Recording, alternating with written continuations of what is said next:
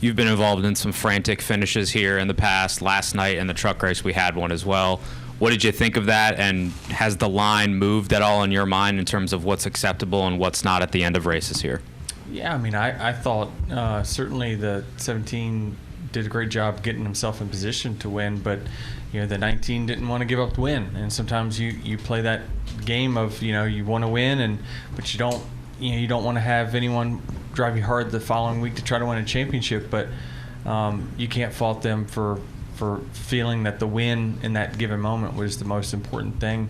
And certainly from what we've seen in the past, I thought it was relatively tame compared to, we've seen some crashes, really, right? And he certainly moved the guy out of the way, didn't give him a chance to make the corner, but that was a decision that he made, and he probably feels okay with it. All right, our next question will go to Matt, and then we'll come up front to Lee. Go ahead, Matt. Matt Weaver, Sports Night. Kind of following up on both of Davey's questions.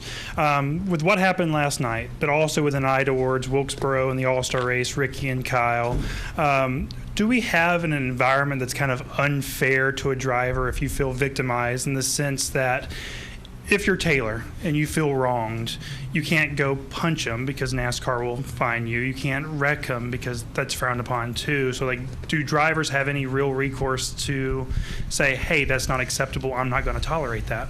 Yeah, I mean, it's certainly a balance, right? I mean, I'm probably the worst person you can ask for that because I retaliated and got penalized. So it's a self-policing sport until it's not, and so it's very difficult to know when is the right time, because you would think you could just do it out on the racetrack, and it's that those words self-policing has been used for decades and decades and still used today.